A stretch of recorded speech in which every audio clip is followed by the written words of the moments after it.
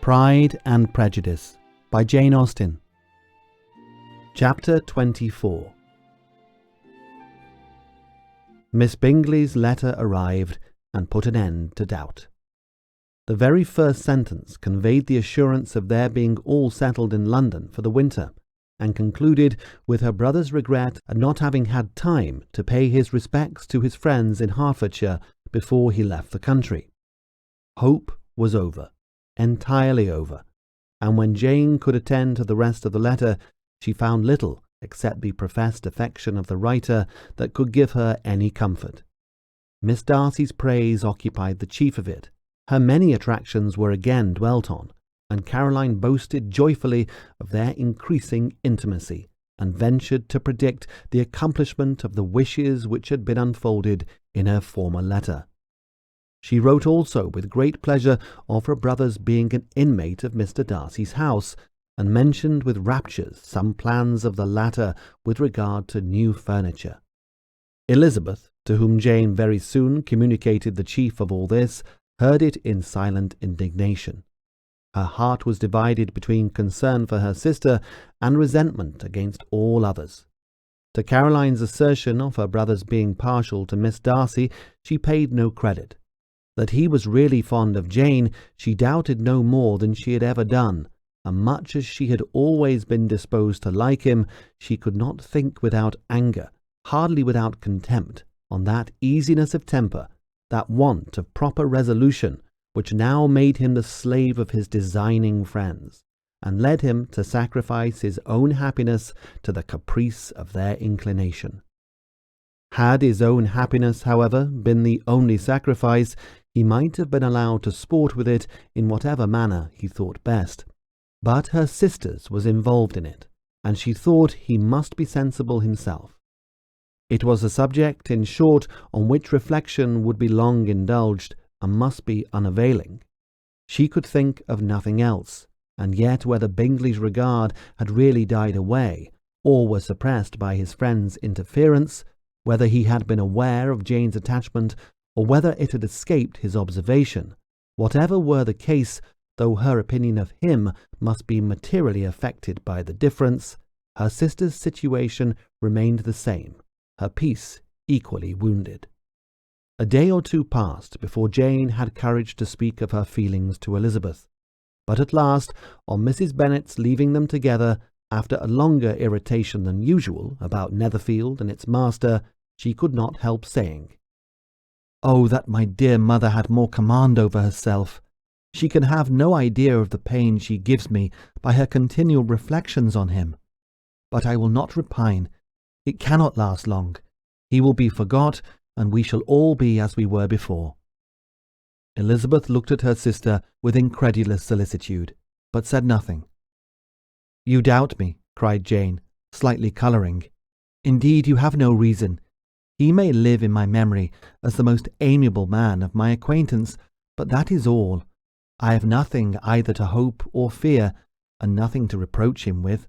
Thank God, I have not that pain. A little time, therefore, and I shall certainly try to get the better."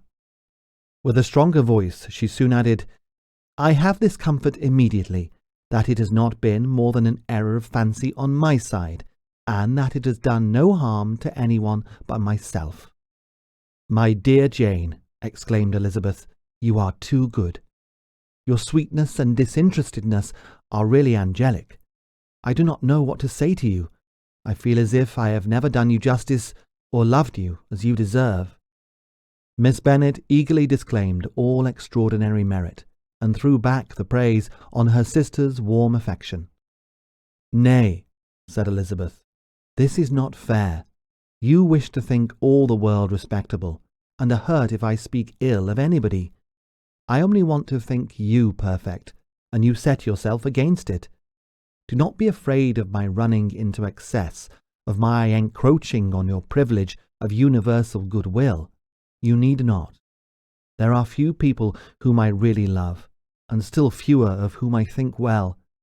The more I see of the world, the more I am dissatisfied with it, and every day confirms my belief of the inconsistency of all human characters, and of the little dependence that can be placed on the appearance of merit or sense.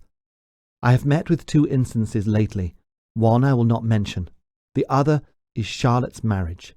It is unaccountable. In every view, it is unaccountable. My dear Lizzie, do not give way to such feelings as these. They will ruin your happiness. You do not make allowance enough for difference of situation and temper. Consider Mr. Collins's respectability, and Charlotte's steady, prudent character.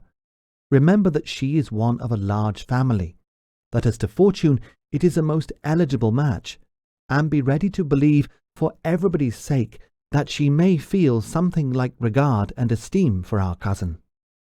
To oblige you, I would try to believe almost anything, but no one else could be benefited by such a belief as this. For were I persuaded that Charlotte had any regard for him, I should only think worse of her understanding than I now do of her heart. My dear Jane, Mr. Collins is a conceited, pompous, narrow-minded, silly man. You know he is, as well as I do, and you must feel, as well as I do, that the woman who married him cannot have a proper way of thinking. You shall not defend her, though it is Charlotte Lucas. You shall not, for the sake of one individual, change the meaning of principle and integrity, nor endeavour to persuade yourself or me that selfishness is prudence, and insensibility of danger security for happiness. I must think your language too strong in speaking of both, replied Jane, and I hope that you will be convinced of it by seeing them happy together. But enough of this. You alluded to something else. You mentioned 2 instances. I cannot misunderstand you, but I entreat you, dear Lizzie, not to pain me by thinking that person to blame, and saying your opinion of him is sunk. We must not be so ready to fancy ourselves intentionally injured. We must not expect a lively young man to be always so guarded and circumspect. It is very often nothing than our own vanity that deceives us. Women fancy admiration means more than it does, and men take care that they should. If it is designedly done, they cannot be justified, but I have no idea of there being so much design in the world as some persons imagine. I am far from attributing any part of Mr. Bingley's conduct to design, said Elizabeth, but without scheming to do wrong or to make others unhappy, there may be error and there may be misery. Thoughtlessness, want of attention to other people's feelings, and want of resolution will do the business. And do you impute it to either of those? Yes, to the last.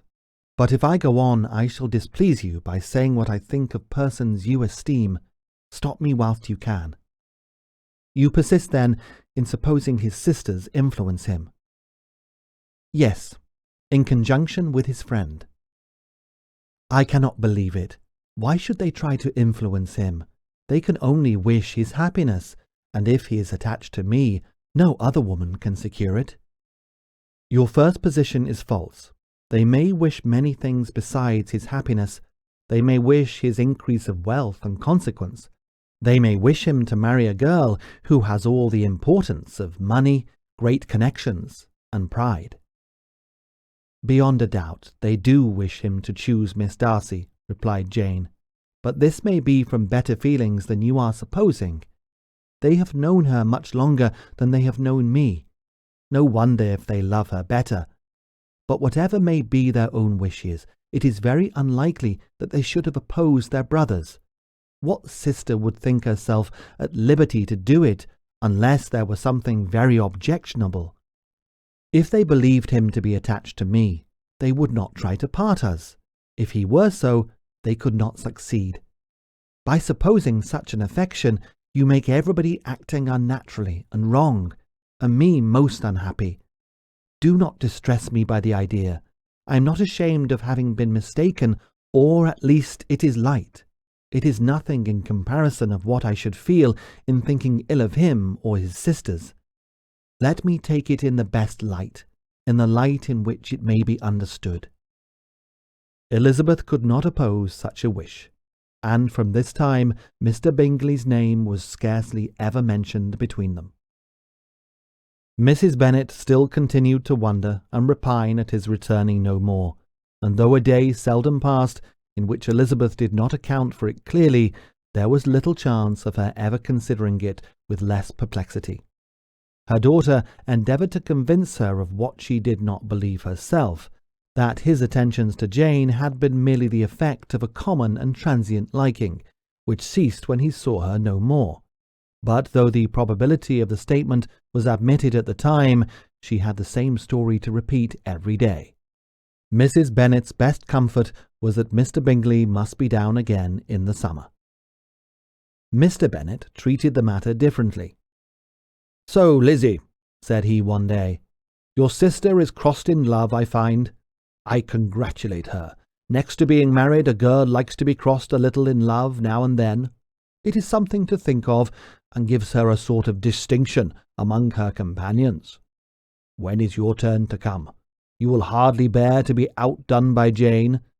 Now is your time. Here are officers enough in Meryton to disappoint all the young ladies in the country. Let Wickham be your man. He is a pleasant fellow, and would jilt you creditably." "Thank you, sir, but a less agreeable man would satisfy me.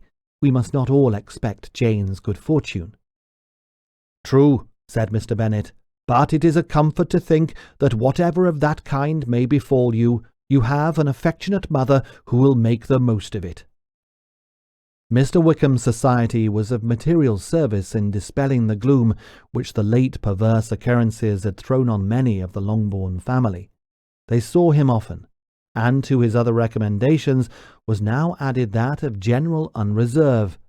The whole of what Elizabeth had already heard, his claims on Mr. Darcy, and all that he had suffered from him, was now openly acknowledged and publicly canvassed, and everybody was pleased to know how much they had always disliked Mr. Darcy before they had known anything of the matter. Miss Bennet was the only creature who could suppose that there might be any extenuating circumstances in the case, unknown to the society of Hertfordshire. Her mild and steady candour always pleaded for allowances, and urged the possibility of mistakes. But by everybody else, Mr. Darcy was condemned as the worst of men.